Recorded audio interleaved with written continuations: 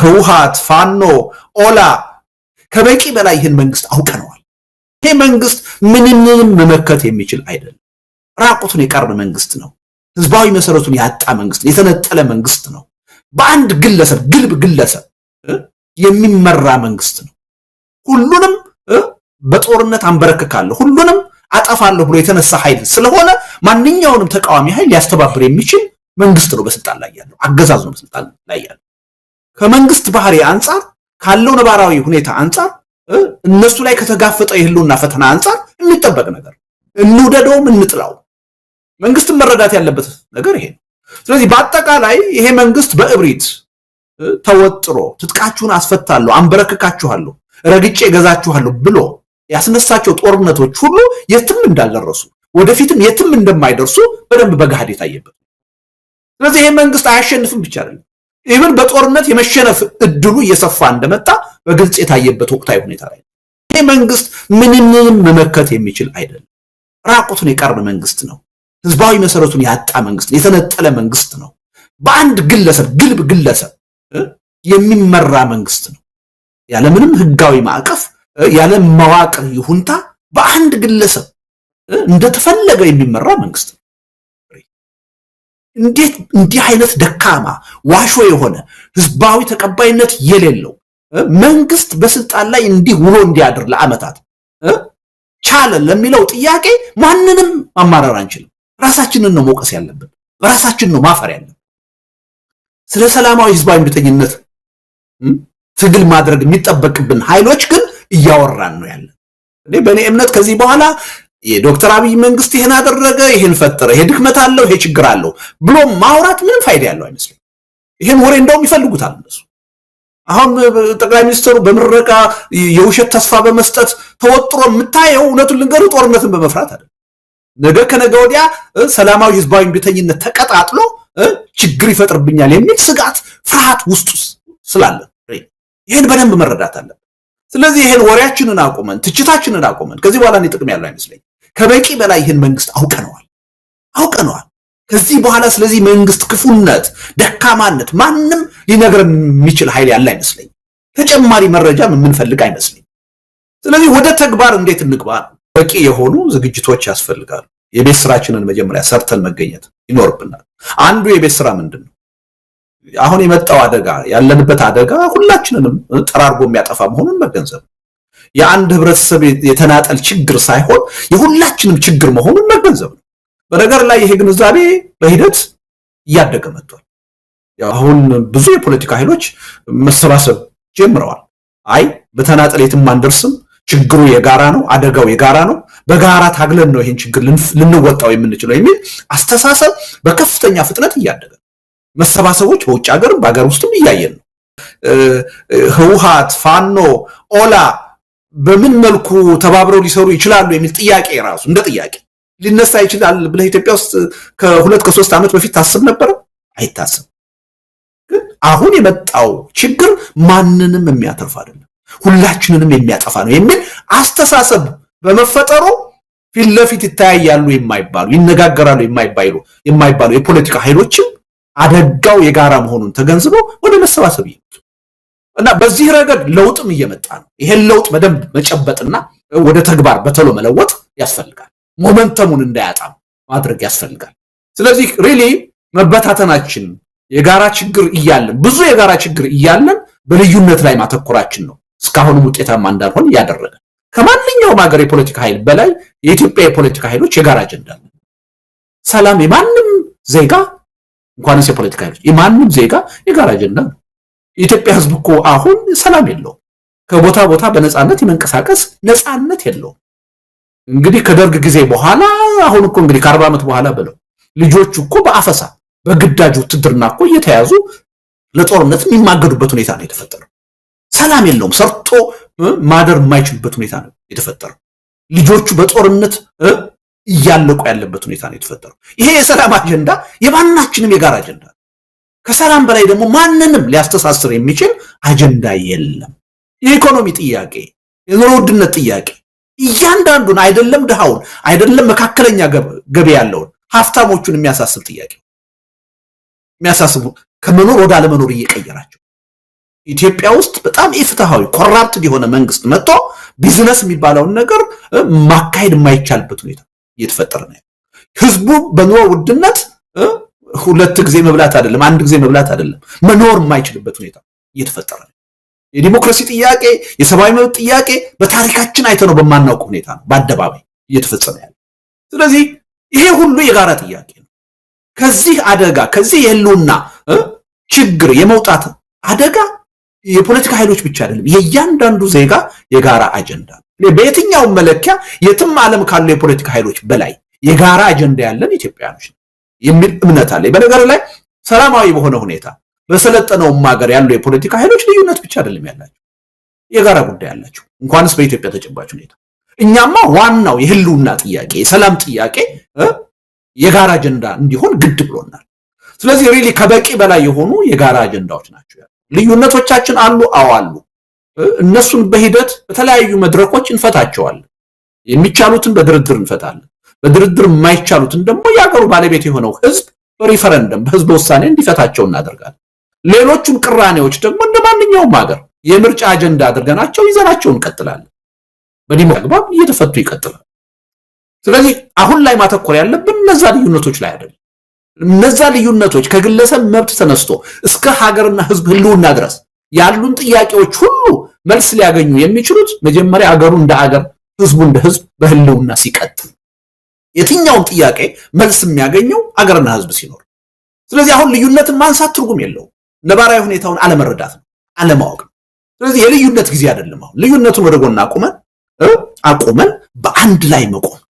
አንድ ትልቅ እንቅፋት የሚሆን ጉዳይ አለ አሁን የቀረን የተጠያቂነት ጉዳይ ነው። ትናንት ከሌ እንዲህ አድርጓል እንዲህ አይነት ወንጀል ፈጽሟል ከሱ ጋር እንዴት አብሬ ልቆም ሊታገል ይችላል የሚል አንድ የገነገነ ጥያቄ እንዳለ ይሰማኛል። ይሄም መፍትሄ አለው የሚል እምነት አለኝ። ተጠያቂነት መኖር አለበት። በኢትዮጵያ ተጠያቂነት ከሌለ አሁን የተፈጠሩ ችግሮች የተፈጸሙ ወንጀሎች ሁሉ ነገ ከነገ ወዲያ እንደማይፈጸሙ ዋስትና ሊኖርና አይችልም። ግን ተጠያቂነት መቼ የሚለውን በደንብ መረዳት መቻል አለ። አሁን የተጠያቂነት ጊዜ አይደለም። ይሄ መንግስት በስልጣን ላይ እስካለ ድረስ ይሄ መንግስት እየጨፈጨፈን ከመኖር ወደ አለመኖር እየቀየረ ተጠያቂነትን በተግባር ልናውል አንችልም። ይሄን የተጠያቂነት ጉዳይ ነገ ከነገ ወዲያ ለምንፈጥረው የሽግግር ሂደት በዛ ሂደት ውስጥ ለሚኖር የሽግግር ጊዜ ፍትህ ማሳደር አለብን። ያኔ ማናችንም የሚፈለግብን ተጠያቂነት በመረጃ ተረጋግጦ መቀጣት አለብን። ተጠያቂነትን መቀበል አለብን። ያ የተጠያቂነት ጉዳይ ግን ለዛሬ ትብብር ልውናችንን ለማዳን ለምናደርገው ትግል እንቅፋት ሊሆንብን አይገባም። የኢትዮጵያ የፖለቲካ ኃይሎች ይሄን በብልህነት ማየት መቻል አለብን የሚል እምነት አለና ከበቂ በላይ ከማንኛውም ሀገርና ህዝብ በላይ ኢትዮጵያውያንን ዛሬ ትልቅ የጋራ የሚያስተሳስብ አብሮ የሚያታግል አጀንዳ ያለ ሰላማዊ ህዝባዊ እምቢተኝነት አፍጥጦ እየመጣ እንደሆነ እየታየ ነው። ይሄንም ተገንዝቦ መንግስት በከፍተኛ ፍርሃት ውስጥ እንደሆነ እያየን ነው።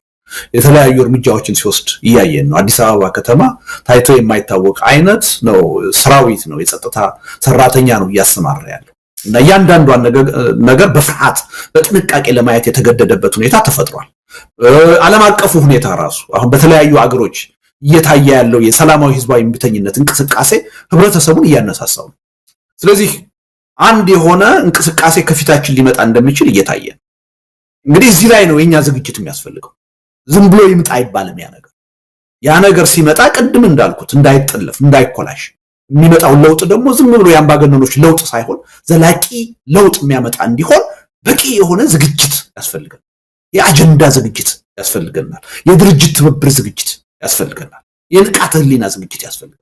ይሄን ነው አሁን ማድረግ ያለብን የሚል ነው የሀገረ ካኦፒ መሰረታዊ ዓላማ ይሄን ዝግጅት ለመፍጠር። ስለዚህ በሰላማዊ ህዝባዊ እምቢተኝነት በኩል አሁን ጫፍ እየደረሰ ሊፈነዳ የተቃረበ ሁኔታ እየተፈጠረ እንደሆነ እያየ የትጥቅ ትግሉ አዲስ አቅጣጫ እየያዘ አሁን አንዳንዶቹ ለምሳሌ ፋኖን ብንወስድ እስካሁን ድረስ ፒውር የሆነ የጎሬላ ፋይተር ስትራቴጂ ነበር የሚጠቀሙ ኢት ኤንድ ራን የሚሉት አይነት የሆነ ቦታ አድፍጠህ አጥቅተህ ትሰወራለህ፣ ትበተናለህ። የዛ አይነት ስልት ነበር የሚያካሂደው።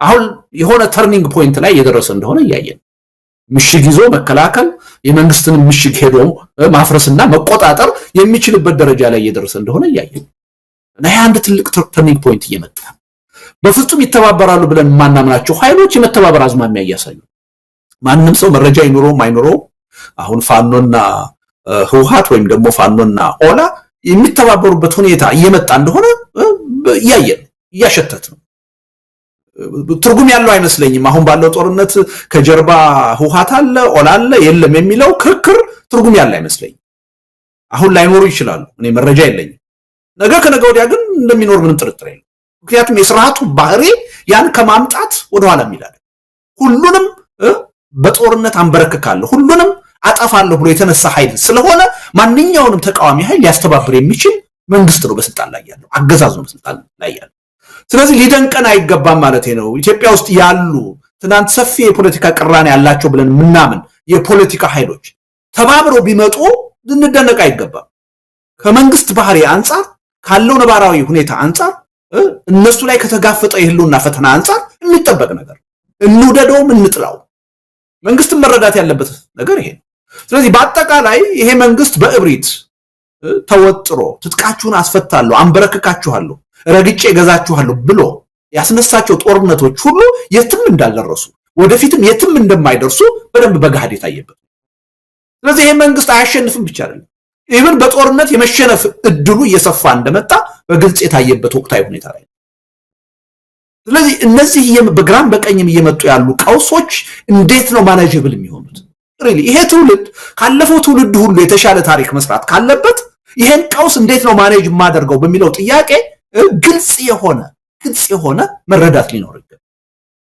በጦርነት መተው መንግስትን ቢያወርሱ የመጨረሻ ግብ አይደለም በሰላማዊ ህዝባዊ ቢተኝነትም ተንቀሳቅሰን መንግስትን ከስልጣን ብናወርድ የመጨረሻ ግብ አይደለም ካለፈው ትውልድ የተለየ ታሪክ መስራት ካለብን ምናደርገው ትግል የሚከፈለው መስዋዕትነት በከንቱ መሆን የለበትም በሆነ የፖለቲካ ኃይል የሚጠለፍ መሆን የለበትም በሆነ የፖለቲካ ኃይል የሚጨናገፍ መሆን የለበትም ወይም ሄዶ ለውጡ የአንድ አምባገነን በሌላ አምባገነን መተካት መሆን የለበትም እነዚህ ሶስት ችግሮች ለመፍታት ከፈለግን አሁን በበቂ ሁኔታ መዘጋጀት አለብን ቅድም ያልኳቸውን ሁለት ዝግጅቶች ማድረግ አለብን ያስተሳሰብ ዝግጅት ማድረግ አለብን የድርጅት የትብብር ዝግጅት ማድረግ አለብን ይሄን ካደረግን የዚህ መንግስት በስልጣን ላይ የመቀጠል ጉዳይ እጅግ በቋፍ ላይ ያለ እጅግ በቀላሉ ሊሸነፍ የሚችል መንግስት አሁን ያሉብንን ድክመቶች ችግሮች ሁሉ አሁን መለስ ብለን ማየትና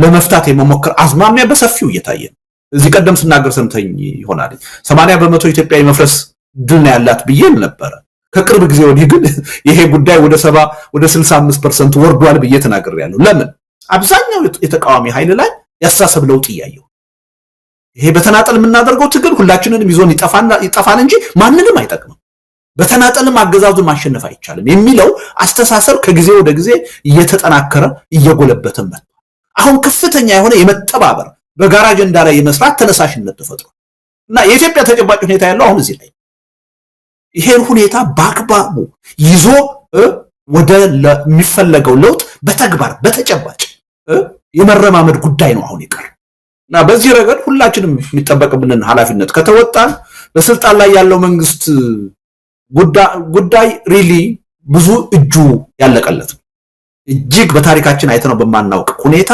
የጥፋት አካል ነው ደካማ አካል በህዝብ የተጠላ ከህዝብ የተነጠለ አካል እስካሁንም በስልጣን ላይ የቆየው በእኛ አለመተባበር ነው በእኛ ድክመት ነው ይሄን በፈታን ማግስት ቢልም ይሄ መንግስት የለም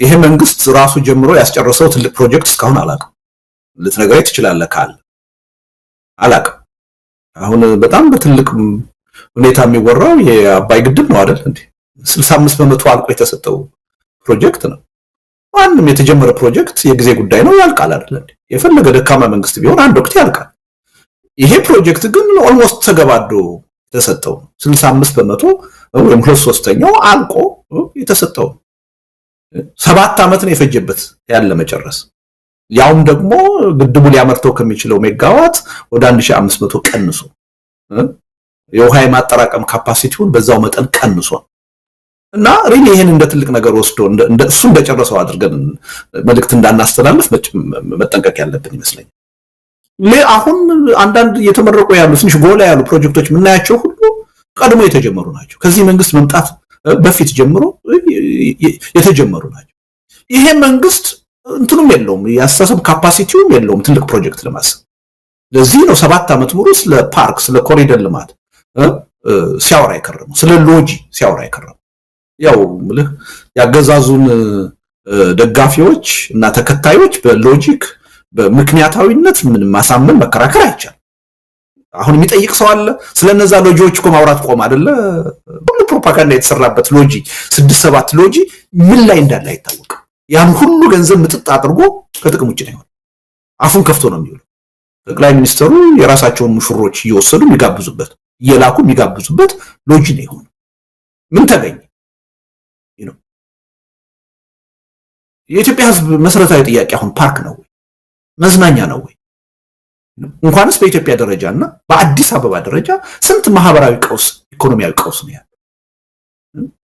60% የአዲስ አበባ ሕዝብ እኮ የራሱ መጸዳጃ ሽንት ቤት የለው።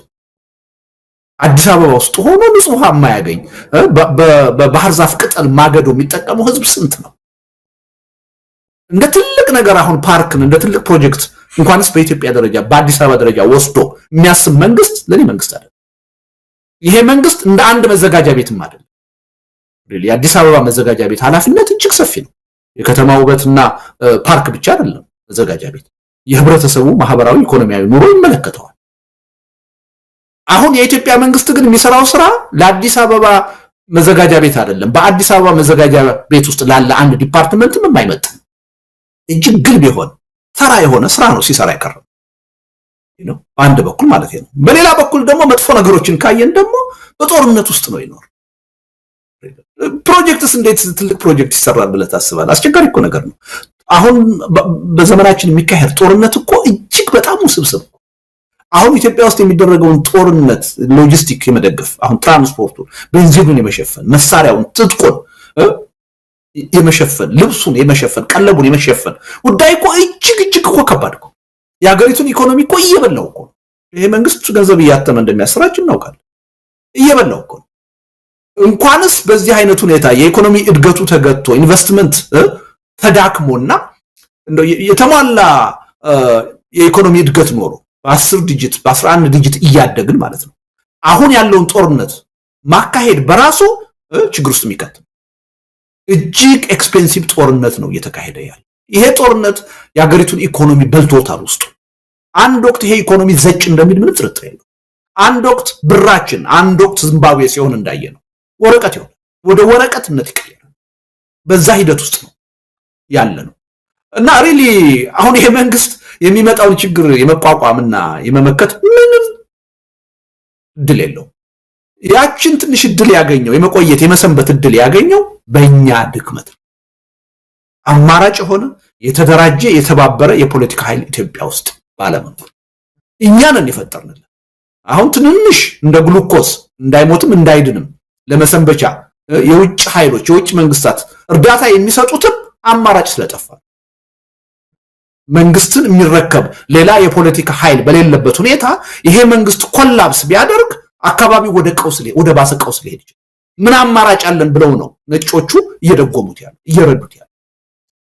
በብዙ አቅጣጫ ካየኸው የዚህ መንግስት የመሰንበት እድል የተፈጠረው በምንም በራሱ ጥንካሬ ሳይሆን በእኛ ድክመት ምክንያት ነው። ይሄን ድክመታችንን በደንብ ተረድተን ነቅተን በፈታነው ማግስት ይሄ መንግስት እንኳንስ ሊቋቋም በህልውና ሊቀጥል አይችልም። እኔ በዚህ ምንም ጥርጥር የለኝም። 100% እርግጠኛ የሆነ መተማመን ነው ያለው። ይሄን መተማመን እንዴት አድርገን የሁላችንም የጋራ መተማመን እናደርገዋለን? ከፖለቲካ ኤሊቱ አልፎ የህዝቡ መተማመን እንዴት እናደርገዋለን የሚለው ላይ አተኩረን ከሰራን ሪሊ በጣም ቀላል ነው የሚል እምነት ነው ያለው። ይሄ መንግስት ምንም መመከት የሚችል አይደለም። ራቁቱን የቀረ መንግስት ነው። ህዝባዊ መሰረቱን ያጣ መንግስት፣ የተነጠለ መንግስት ነው። በአንድ ግለሰብ ግልብ ግለሰብ የሚመራ መንግስት ነው። ያለምንም ህጋዊ ማዕቀፍ ያለ መዋቅር ይሁንታ በአንድ ግለሰብ እንደተፈለገ የሚመራ መንግስት ነው። ይሄ መንግስት በምንም ተአምር አንዳንድ ሰዎች በስልጣን ላይ መቆየቱን እንደ ትልቅ ብቃት አነናቀው ምናምን ሲሉ ሰማለሁ። ከራሱ ብቃት የመነጨ አይደለም። ሁልጊዜ የዚህን መንግስት በስልጣን ላይ መቀጠል ስናስብ መውቀስ ያለብን ራሳችን ነው ማፈር ያለብን። እንዴት እንዲህ አይነት ደካማ ዋሾ የሆነ ህዝባዊ ተቀባይነት የሌለው መንግስት በስልጣን ላይ እንዲህ ውሎ እንዲያድር ለአመታት ቻለ ለሚለው ጥያቄ ማንንም ማማረር አንችልም። ራሳችንን ነው መውቀስ ያለብን፣ ራሳችንን ነው ማፈር ያለብን። እዚህ ቁጭት ውስጥ ገብተን ይሄን ድክመታችንን ከፈታን በምንም ተአምር የቀናት ጉዳይ ነው፣ የሳምንታት ጉዳይ የሚል እምነት ነው ያለው። ለውጥን የሚመኝ ህዝብ ሄዶ የሚጠብቀው የህልውና አደጋ እንደሆነ ያሳያል በአንድ በኩል። በሌላ በኩል መንግስት ተገቢ የሆነ ለውጥን የህዝብን ጥያቄ በተገቢው ጊዜና ሁኔታ የማይቀበል መንግስት ሄዶ ራሱ የእልቂቱ ሰለባ ነው የሚሆነው። እንደውም ቀዳሚ የእልቂቱ ሰለባ ይሆን። ይሄን ያሳያል። ወደ ተቃዋሚው ስትመጣ ደግሞ የተበታተነ የትጥቅ ትግል የሚያደርጉ ኃይሎች ራሳቸውን ብቻ አሸናፊ ለማድረግ በተናጠል የሚሮጡ የፖለቲካ ኃይሎች በትጥቅ ትግል ማለት ነው ሄደው ድልን ሳይሆን ሽንፈትን እንደሚያመጡ በደንብ አስተማሪ ሁኔታ ያሳያል።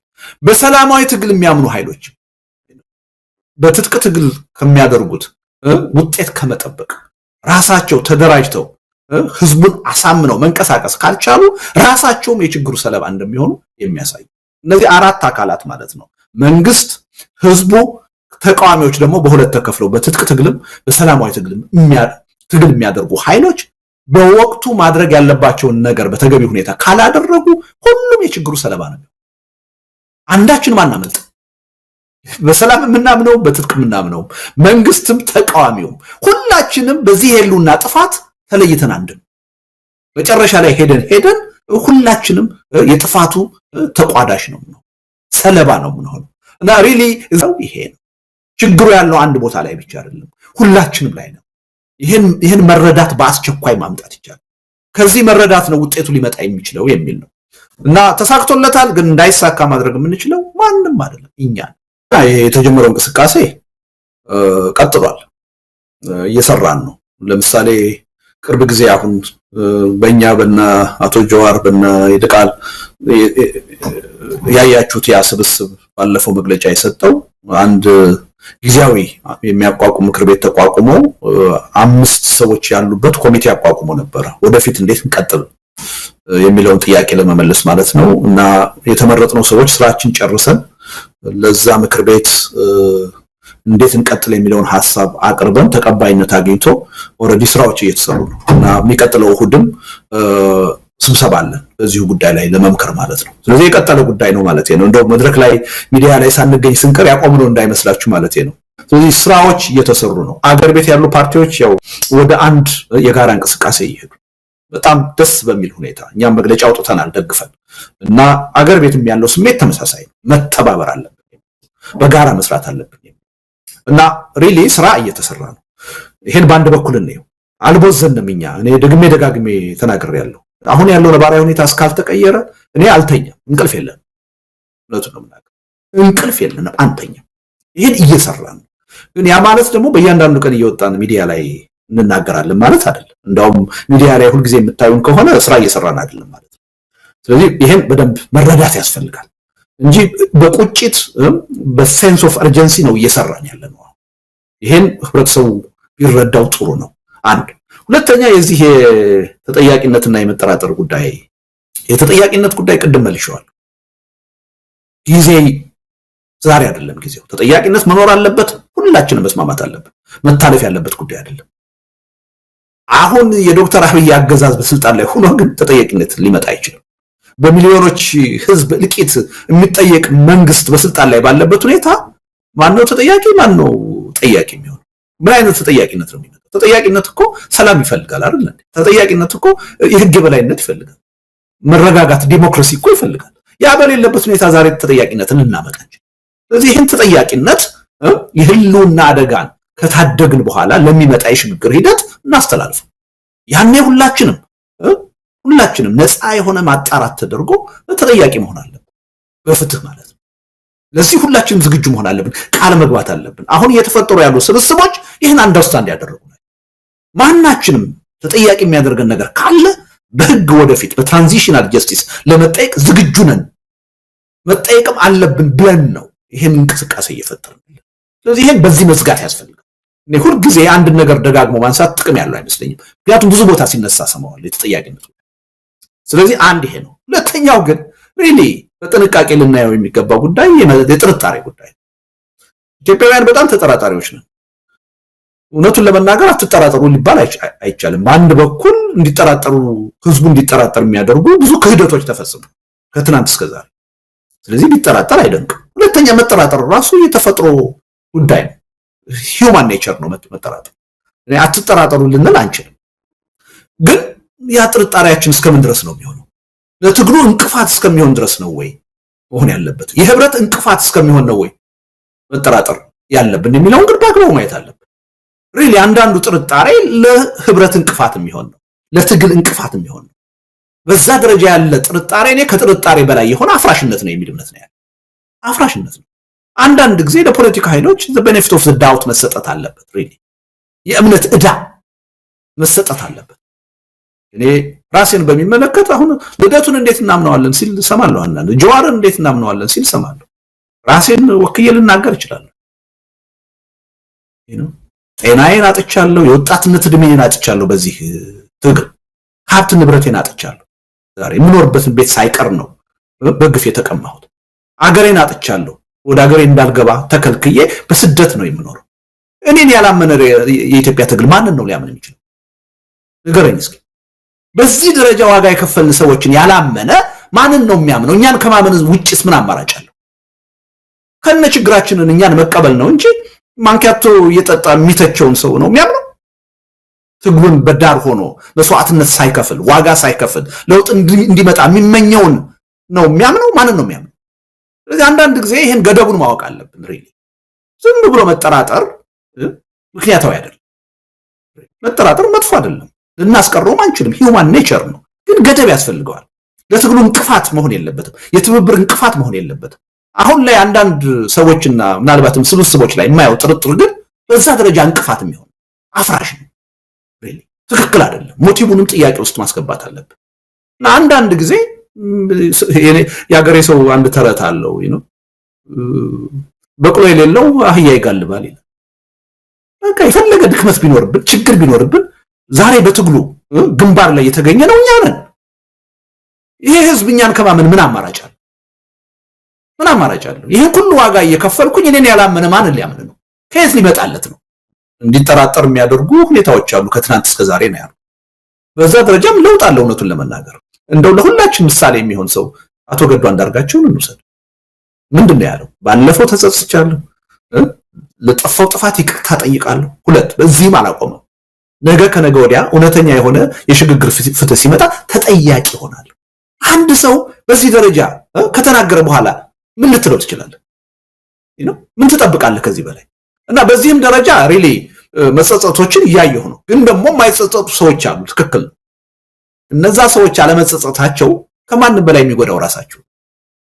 አንድ በተሳሳተ መንገድ ውስጥ የነበረ ሰው ዛሬ መጥቶ ትናንትና ለሆነው ነገር ተጸጽቻለሁ ይቅርታ ቢል ከማንም በላይ የሚጠቀመው ራሱ ነው። ለምን? ዛሬና ነገ የሚናገረው ነገር ተቀባይነት ይኖረው፣ ህዝብ ያምነዋል፣ አቅም ጉልበት ይኖረዋል። ትናንት አጥፍቶ እንዳላጠፋ የሚሄድ ሰው ግን ህዝብን የማሳመን ጉልበት አይኖረው፣ የመታመን እድል አይኖረው፣ ራሱን ነው የሚጎዳው። ስለዚህ አዎ ልንገፋ እንችላለን። ትናንት በጥፋት ሂደት ውስጥ የነበራችሁ ሰዎች እውነተኛ ጸጸታችሁን አሳዩ፣ ህዝቡን ከልባችሁ ይቅርታ ጠይቁት ልንል እንችላለን። ግን የማይታለፍ ቅድመ ሁኔታ አድርገን መቆም ግን የለብንም። ይህ ትግል መቀጠል አለበት። በቃ እንደዚህ ካላላችሁ በስተቀር አንተባበርም፣ አንነጋገርም ካል የትም አንሄድም፣ ትግሉ የትም አይደርስም።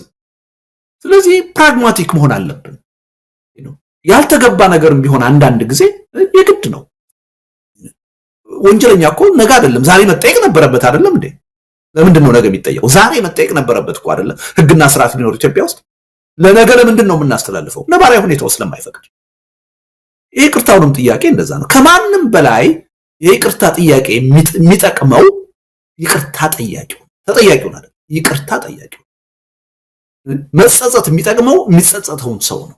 በዛ ረገድ ሪሊ አዲስ ሰዎች ወደ ትግሉ ሲመጡ በዛ መጠን ህዝቡ በሚጠብቀው መጠን ቢጸጸቱና ይቅርታ ቢጠይቁ በጣም ጥሩ ነው። ለትግሉም ይጠቅማል። ከማንም በላይ ግን ራሳቸውን ይጠቅማል፣ ራሳቸውን ያጠነክራል።